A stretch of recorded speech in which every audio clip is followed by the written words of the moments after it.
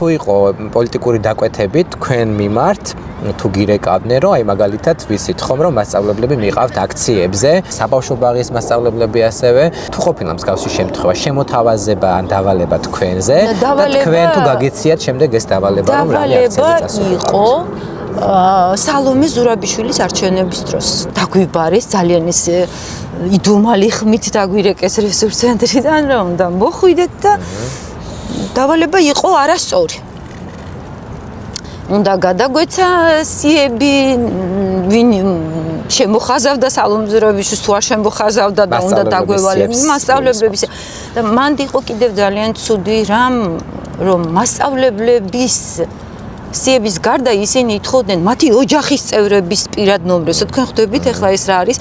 ეს არის იმდენად პერსონალური მონაცემთა კანონის დარღვევა პირდაპირ რა უფლება მაქვს მე რომ ძალიან დიდი პროტესტი მქონდა ამასთან დაკავშირებით. დღემდე არ იცის არც ერთმა ჩემმა მასწავლებლმა. ეხლა გაიგებენ ისინი ამას. ანუ რესურს ცენტრიდან წამოიღეთ, მაგრამ ხმამღაღადებლისა უდაბნოსა შინა იყო მათი საუბარი.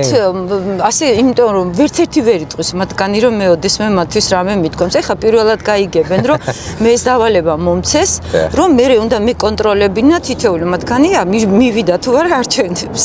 რა თქმა უნდა მე ეს არ გამიკეთები.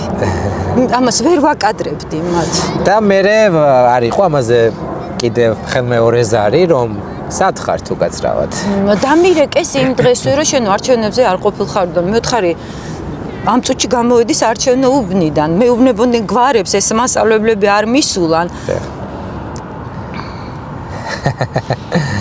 ვერ ვაკადრებდი ვერც ერთ მასწავლებლებს მაგას რომ ეხლა გაიქეცით სასწრაფოდ არჩევნებზე და ასე შემდეგ. ამ მასწავლებლებს რომ ვერ აკადრეთ, მათგან თქვენ რა მიიღეთ? დუმილი თუ ქონდა ვინმეს პროტესტი თქვენს გათავისუფლებაზე? დუმილი და რა იცით კიდევ? შიში აბსოლუტურად. შიში იმისა რომ მოკითხვითაც კი თითზე ჩამოსათვლელი ადამიანი მკითხავს, ალბათ იმისიც ეშინიათ, რომ ვიღაცამ არ შეუმოწმოს მონაწერები ჩემთან. მკვლელობა ჩაიდინეს, ეს ჩემი მკვლელობა იყო ეს. პირდაპირ მნიშვნელობით კი არ ვლაპარაკობ, მაგრამ ეს იყო მკვლელობის დაკვეთა, რომელიც შეასრულეს.